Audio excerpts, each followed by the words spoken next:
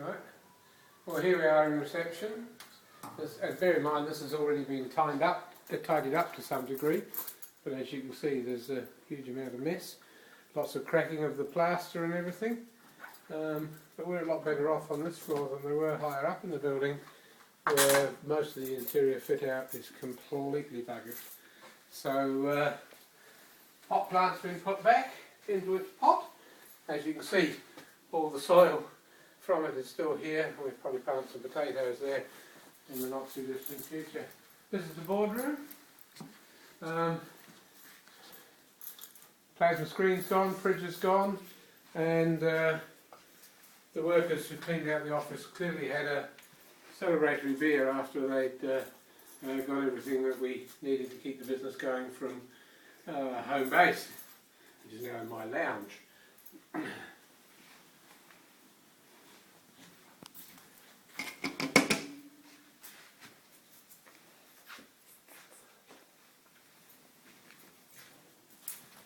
Obviously had someone here very partial to lollies. I think it was probably one of the people that helped us with the removal of all of our essential equipment, and I'm kind of working on the principle that if I could find other people who work for lollies, that would be very, very good as well. They obviously don't like Eskimos because they've obviously been left behind. Here we go through here. As you can see, there's been again a pretty good tidy up here, but we've still got a lot of large furniture in here which it hasn't been possible or sensible to remove here at the moment because we've got nowhere to put it. This particular wall unit, which we went to all the trouble of attaching to the wall so that it would be safe after the last earthquake, one in September, just decided that despite us tying the wall, it would fall over anyway, and it's left its back on the wall and moved forward. But the bloody thing's going nowhere now because I've jammed a desk against it, and it's still full of a number of files.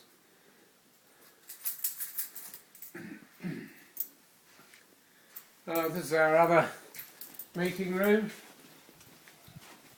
and this is pretty typical of the damage that we've had throughout the building, where this structural part of the building has moved away from this internal partition. But as you can see, this had just been painted after the September earthquake, and quite clearly we'll need some further attention before we move back in. And again, in the corner here you can see a similar sort of damage, but our luxurious leather chairs, which we salvaged from a Central City brothel a couple of years ago, are still intact and will provide comfort and solace to the staff on their tea breaks in the future. Goodness me, well, here's another office where the walls have moved fairly significantly, to the extent that you can now see straight through here, and you'll be able to keep a very careful eye and ear on the meeting that's going on in the boardroom, because you can actually see right through. All around the place are, which look like sort of plaster bird droppings, and sure sign of where the walls have moved and have thrown out all the plaster bits and pieces. Again, there's been significant movement in the air conditioning ducting, and in certain places we've had vents drop down from the ceilings, which you wouldn't have wanted to be here when that happened. This desk is quite famous. The cameraman would keep up with me, please. This desk is quite famous. This was where our accounts manager dived under in the February the 22nd earthquake, which apparently only lasted about 20-25 seconds, but it felt like about an hour.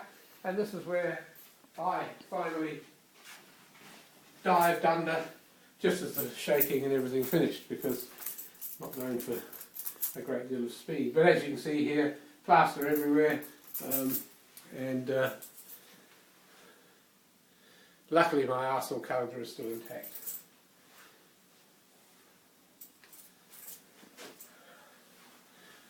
Here again, good signs of movement of the building. And here's a poignant souvenir made by Christine's daughter Mia. Fishy has lost his wingy in the earthquake and will probably now have to go to fish heaven or eat his arms.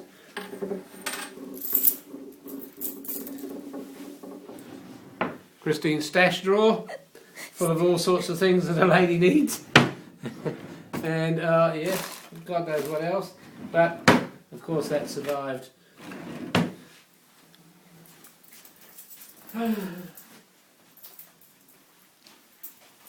Pile of rubbish from the first round of tidy ups. Our kitchen, which is quite clean now, but as you can see from the floor, was the site of a Guinness Book of Records attempt to make the biggest coffee cake in the world.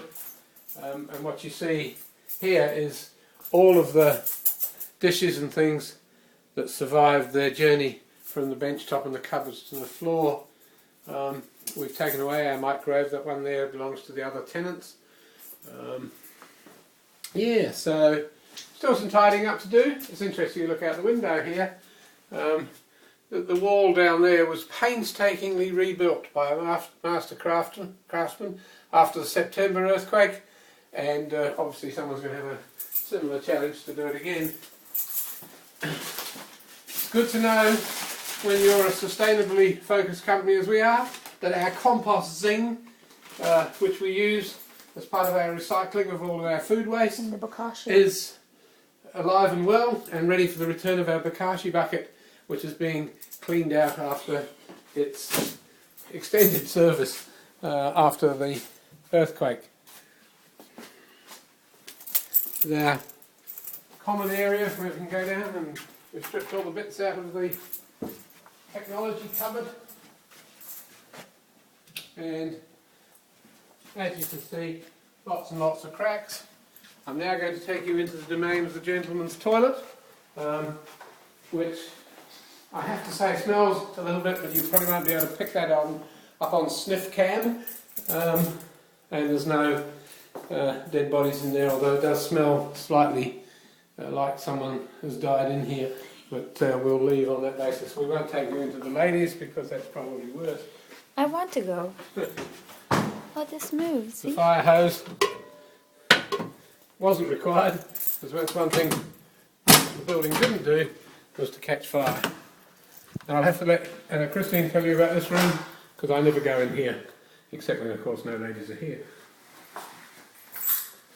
I have to say, it's smelling a lot sweeter than the gentleman's equivalent.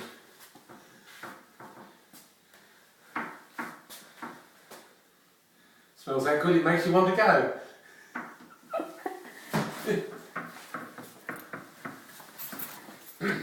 Okay, well, finally this part of the rubbish is the result of the first round clean-up, and one thing we did work out is there's a hell of a lot of stuff that we kept that we didn't need, and there's probably a hell of a lot more in and around here. Yeah, so there you have it. Signing off. Good afternoon.